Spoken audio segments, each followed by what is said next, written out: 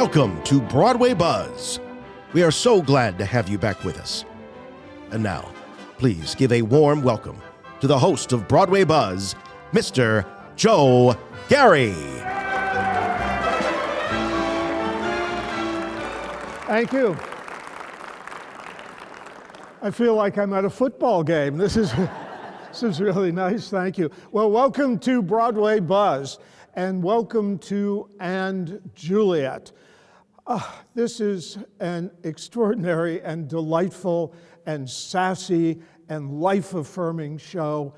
It's loaded with laughter and joy, and it's an evening that you won't forget. So the best way to put this is it's Shakespeare. He is a central character in the story, and the 16th century and the age of Elizabethan theater goes to a pop concert in the 21st century. In a way, just sort of think of it as Shakespeare boogieing with Celine Dion. That's sort of the sense of what the evening is. It takes the great story of Romeo and Juliet, and as the program tells you there is their life after Romeo, and we certainly find out that there is. And it's a delightful tale. It's a jukebox musical. In fact, just to make certain you know it's a jukebox musical, there is a jukebox on stage. So. And you do remember, of course, that the New York Times and Jess Green has called the jukebox musical everything from slime to a cockroach. So, but ironically, when he reviewed And Juliet, he said, something must be happening to me because I really enjoyed this evening. Everyone collapsed when they read that. Okay, so let's go back to the beginning, and we'll start, of course, with William Shakespeare. Since he is a central character, and his wife, Anne Hathaway, is a character in the show, and I must say she steals the show. It's an extraordinary evening. It's a wonderful mix of the greatest songs in pop music from the last 25 years. It's a very savvy, sort of satiric interpretation and satire of Shakespeare. The more you know about Shakespeare, the more you will recognize parodies that happen. The more you know about pop music, the more you're delighted by what they do with the songs. And if you know nothing about Shakespeare, and if you know nothing about pop music, you're still going to have a wonderful time. So, you know, it's that kind of all-purpose musical. It's total eye candy. It's a visual delight. It's an auditory delight. And then the story is so sassy and life-affirming that we come away from it wanting to dance in the aisles. Okay, so let us look at William Shakespeare. He was born April 23rd, 1564 in Stratford-upon-Avon. He would die April 23rd, same dates, in 1616, so he was 52 years old when he died. He would leave the world the greatest collection of plays ever written, 39 plays. He would leave the world 154 extraordinary sonnets that have been analyzed and dissected. Every syllable, every metaphor has been studied and analyzed. He has been the high prince of criticism from the 16th century to the present. When Samuel Pepys first reviewed Romeo and Juliet in its first production, he said it was the worst play I've ever seen and poorly acted to top it off. So starting with that, it would go on to be one of the most produced plays in the world. As you know, Shakespeare's plays, he's the only playwright who has been translated into every language in the world. And not only have his plays been presented on film, have been turned into ballets, have been turned into operas, but we have a whole series of his works that also have been turned into Broadway musicals. Of course, we think of Kiss Me, Kate, which is Taming of the Shrew. We think of West Side Story, which is, of course, Romeo and Juliet. We think of Two Gentlemen of Verona, which was turned into the rock musical Two Gentlemen of Verona. And then we think of course, Boys from Syracuse, which was based on Comedy of Errors. So an extraordinary array of work. Keep in mind, thousands, we can't even count the numbers of paintings that have been influenced by his plays and scenes from his plays. Literally thousands of pieces of dramatic criticism written about his work, biographies written about his work. He's one of the most studied, analyzed, and interpreted writers of all time. Sigmund Freud would spend a great deal of his career taking the great characters from Shakespeare and analyzing them in his approach to psychoanalysis. So he's really covered the joint, and he's been the ultimate superstar. But it is very ironic to realize how little we really know about the man, William Shakespeare, or his wife, Anne Hathaway. Let me just show you this. These are the only things we know. We know when he was born and when he died. We know that he would marry Anne Hathaway. He would be 18 years old. Anne Hathaway would be 26 years old. They will play up that idea very strongly in the musical that you see tonight. I do just want to tell you one funny we're so accustomed to fact-checking. Okay, so the first time you meet Anne Hathaway, Shakespeare, the opening of the show, it's opening night of Romeo and Juliet. And all of a sudden, he's surprised by a visit from his wife, Anne Hathaway. And her opening line, in essence, says, "I found a babysitter for the kids, and I'm here for your opening." Well, she's come from Stratford-upon-Avon. And the fact check is, if she really did come from Stratford-upon-Avon, she would have had to have been on a galloping horse for 3 days to get there.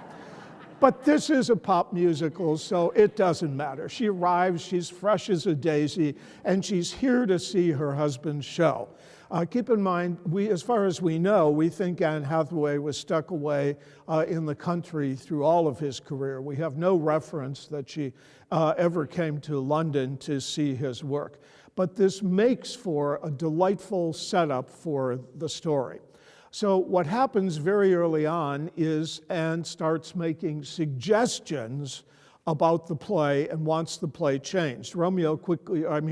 Shakespeare quickly tells her at the top of the scene, well, this is a story about Romeo and Juliet, and you know how that all ends. Let me just pause and remind you, in real life, Shakespeare would borrow from other stories. The first time we really have this sort of story of Romeo and Juliet goes back to 3 centuries BC, when Ovid in the Metamorphoses would write the story of Pyramus and Thisbe, which is a love story about 2 young people whose parents were at war with one another, and the only way they could communicate is through a crack in the wall. But that is the beginning of the Romeo and Juliet story. He would then borrow from that story in the 15th century.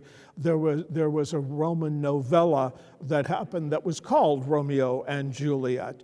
And then other details he would borrow from Dante in Divine Comedy, when Dante wrote about the warring families of the Montagues and the Capulets. So just so you remember, Shakespeare in his day, just like the ancient Greeks used myths and legends, so they borrowed stories to create their great tragedies or comedies. Shakespeare would do the same thing. Shakespeare would add to that all of the influence of the Commedia dell'arte, which was that street theater where there was a lot of improvisation. So he borrowed a lot of the stock characters. So watch in this show the idea of mismatched lovers. That's right out of the Commedia dell'arte.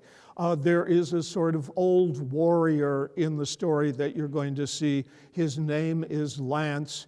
He is the father of the young prince who's looking for a bride, and he really is a takeoff on the braggart soldier that was in the Commedia dell'arte. Shakespeare would create many of his great characters like Falstaff based on those characters. So in any case, he's put together this great tragedy. By the 6th line of the prologue, you know that Juliet dies. And so at that point, Anne Hathaway says, well, this is terrible. I don't approve of this. And let's reconsider. You always write these dark tales. Let's see what we can do by lightening this up a little bit. And so she enters into the storytelling. And so literally, we're watching the play being rewritten right in front of our eyes. And it's wonderfully done. And it's very clever. And Anne Hathaway will be given all of the great one-line zingers in the show. She's an absolute delight. She's sort of the first feminist in Shakespeare, and it's a great delight to watch what happens. Okay, so what we know about Shakespeare. We know when he was born, when he married Anne Hathaway. We know that when the children were born. So Susanna would be the firstborn child, followed 2 years later by twins, Hamnet and Judith. Of course, the character Hamlet is sort of named after Hamnet. Hamnet, at age 11, tragically would die, probably of the bubonic plague. So in essence, Anne Hathaway was home in Stratford-upon-Avon with her 2 children, raising them while Shakespeare went off to London and became, well, one of the greatest actors and the greatest playwright, not only of the age, but for all ages. And so that substantially is their story. The only other thing we know about them in real life is that when Shakespeare wrote his will, he willed everything to his eldest daughter, excluding his wife. And in the will, he says, and to Anne Hathaway, I will our second best bed. They make reference to that often in the show. Scholars went crazy with this information, and there were books written saying he had no regard for his wife. And then others wrote books saying, but you don't remember, the first best bed would be given to a guest coming to visit. The second best bed was the marital bed, so this was really an act of great sentiment when he willed it to his wife. And he didn't really have to will her anything because her daughter was there to take care of her anyway, and she was married to a wealthy doctor, so there was nothing to worry about. So we're left with only ambiguity. And what's so delightful about the show we see is to see what they do with unknown material and how they make it work. So let's focus then on the artists who would bring this to life. Let me start with Max Martin.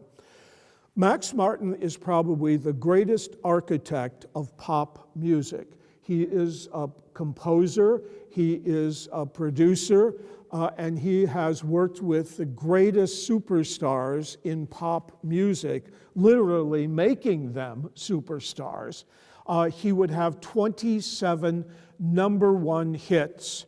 The only other person to top that record on the charts is Paul McCartney. He's often compared to the Beatles. Remember, the Beatles functioned primarily in an 8-year period. Max Martin has functioned over 3 decades, and he continues to write extraordinary music. He was born in Sweden. I want to talk about him a little bit.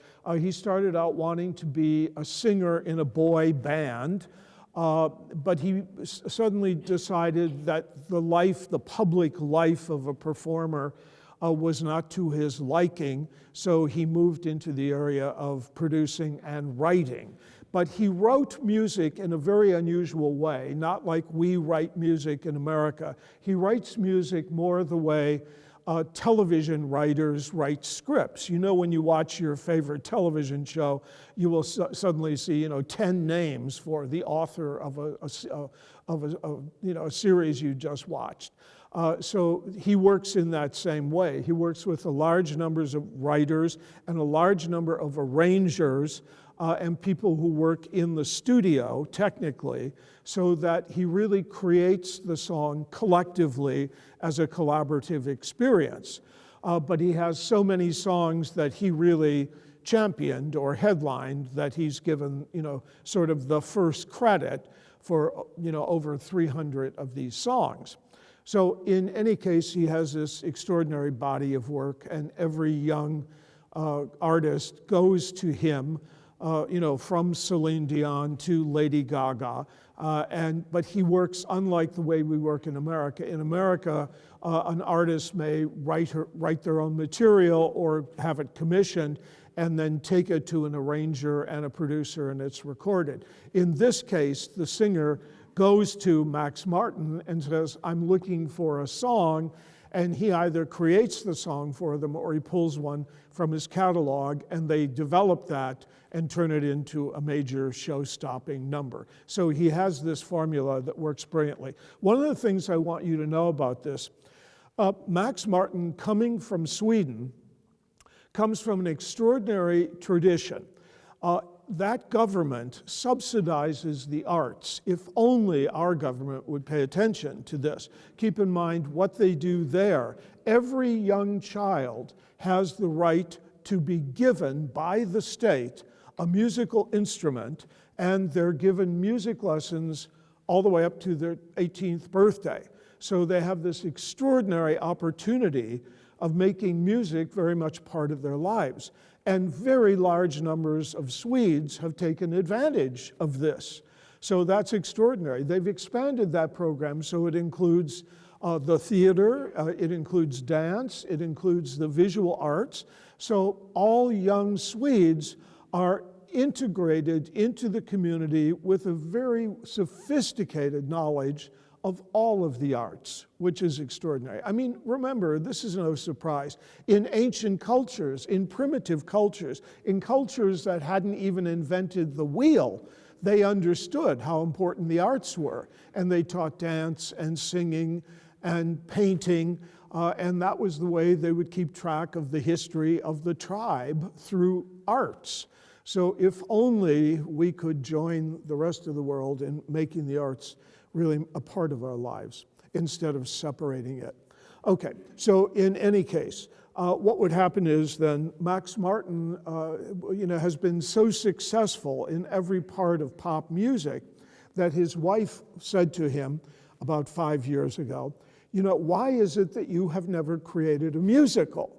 And the real reason is that Max Martin had only seen one musical in his life. He saw Mamma Mia, and he saw Mamma Mia because it was written by ABBA and they were dear friends, and so he felt obligated to see Mamma Mia. That's his total frame of reference for working on this musical project. When they were working on this project, finally the producers got nervous about this and they said, well, maybe you better see some other musicals. So he said, well, I'll see one more. And they picked Hamilton. So he really covered, they probably could have added Wicked, but that's his musical theater education.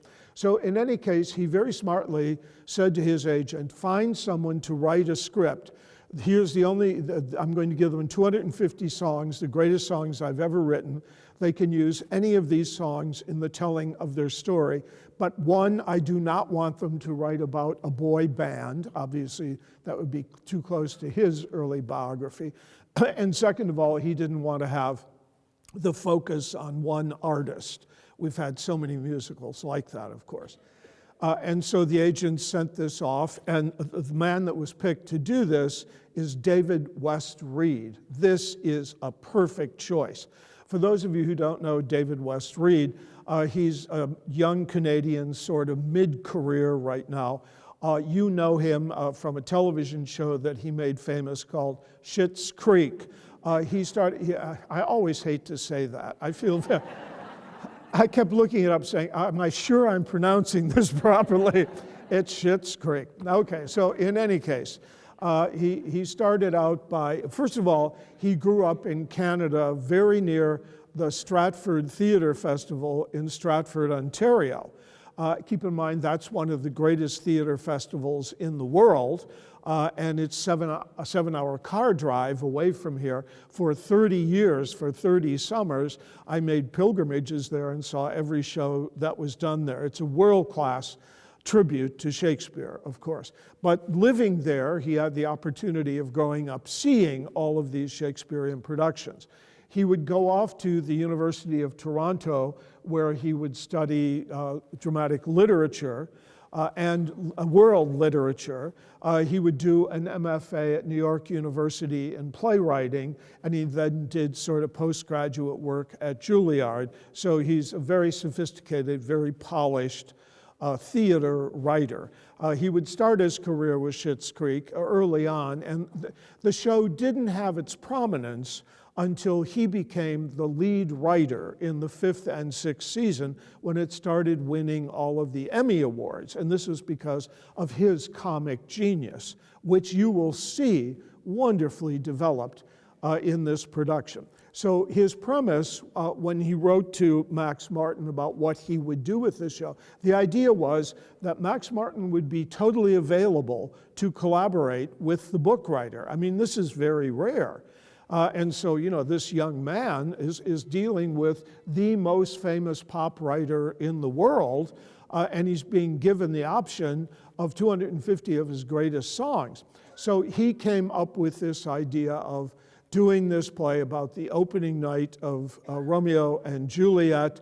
Suddenly, Shakespeare's wife would appear, would interfere with the writing of the show, and they would literally rewrite it in front of the audience's eyes. The premise was it was Shakespeare and the 16th century goes to a 21st century pop concert.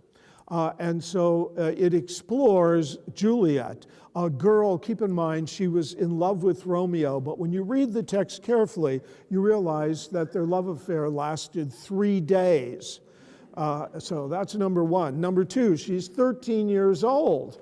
And, you know, in the real story, her parents are saying, we're sending you, can't marry this wicked man, he's from the warring family, we're going to send you to a nunnery. And so this is to help you remember your real Shakespeare. In the real story, then a friar helps her, saying, I'm going to give you a sleeping potion, and so they'll think you're dead, they'll put you in your sarcophagus. We'll tell Romeo, he'll come and save you, I'll marry you, and you can live happily ever after. Well, as you know, that doesn't happen. Romeo arrives not being told about the fact that it was only a sleeping potion. He sees what he thinks is the dead Juliet. He commits suicide. She promptly wakes up from the sleeping potion and says, oh my God, Romeo is dead, and she kills herself. And that's the great tragic story. It's a brilliant tale, wonderfully told by Shakespeare.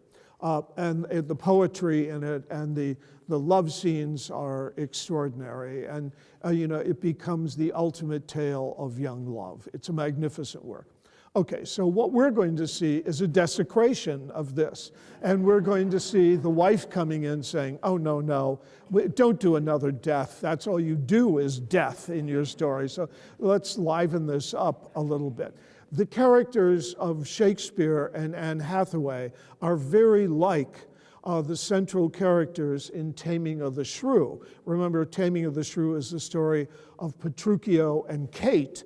And Petruchio is trying to tame the shrew, Kate, his would-be wife. And it's a story of, you know, sexual power and who really wins. It's a delightful comedy. And that's who they're really playing in the story. So we will see a very cleverly developed, then, a series of love stories that evolve. So we have, of course, the great story, the centerpiece story of Romeo and Juliet.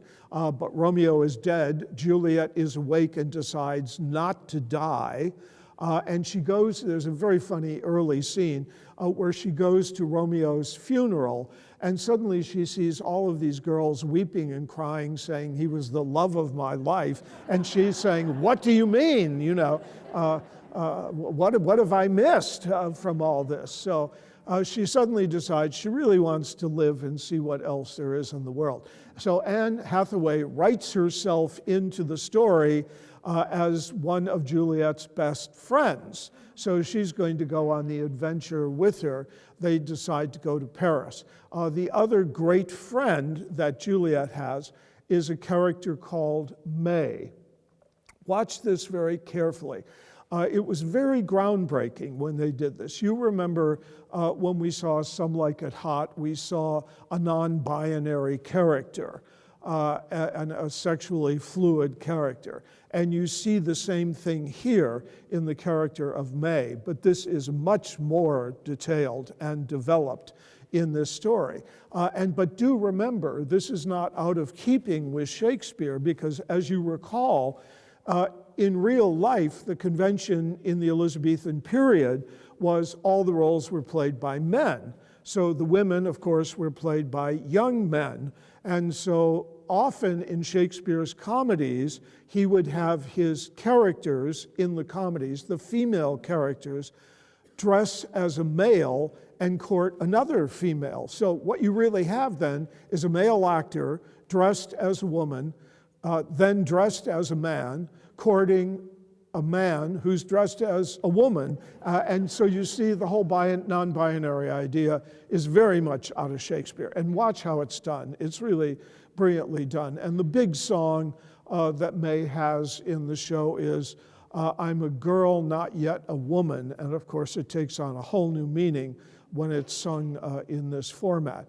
And May will fall in love with the prince in Paris. But then Juliet falls in love with the prince in Paris. And so everything gets very complicated in the true tradition of what Shakespeare always loved to do. You always had love stories. You always had love stories that were thwarted. Sometimes you would have love stories with older characters. Watch the character of the prince's father in this, Lance. He wears the largest codpiece I've ever seen. I've seen hundreds of productions of Shakespeare, and this is the most exaggerated. But it's very funny because it's a takeoff on the braggart soldier, and he wants his son always to be wearing, heavy armor, etc. And it's a very funny parody. So it's a takeoff on Falstaff and his wenches. And so, and then someone returns from the grave. I won't tell you who, but someone from the title of the play comes back from the dead, and that will give us the whole second act, which is absolutely extraordinary. So they create complication in exactly the way Shakespeare would have done. They do it in the same way. They borrow the same kind of material. In this case, they're borrowing from Romeo and Juliet, and they're borrowing from the traditions of Shakespeare. And David West Reed is creating this extraordinary scenario. He has not been given the credit he deserves for this. It's a wonderful parody, and you can really find so many references to so many of Shakespeare's plays in the story, in the way he develops all these love relationships. But on the other hand, you don't have to know any of it to make it delightful. Okay, and so then we're introduced to Luke Sheppard. Luke Sheppard is the director of this show. I was first exposed to Luke Sheppard several years ago in London.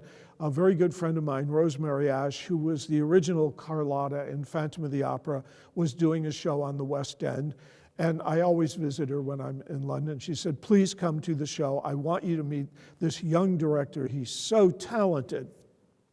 And the play was called The Secret Diary, a musical, Secret Diary of Adrian Mole. And I went to it, and I really didn't think it was wonderful.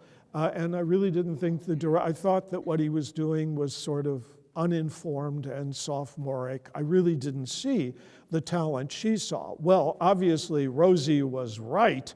Don't take my advice.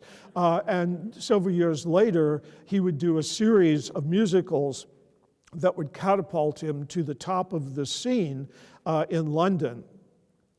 He's done a redo of Starlight Express, that's so successful, they have built their own theater for Starlight Express. As you know, it's all done on roller skates, the early Andrew Lloyd Webber work. And that's a mega hit. You can't get tickets for it for months in advance. He would take In the Heights and reimagine it and create a brilliant version of it. And now he's done And Juliet. So I just wrote to Rosemary Ash saying, I take back everything I told you about this young man. He is brilliantly talented, and he uses his work so brilliantly in this show. So it's a work that's going to delight you. The more you know about Shakespeare, the more you will love it. The more you know about pop music, you will love it. But in any case, you will just find yourself dancing in the aisle. So please enjoy And Juliet. Thank you.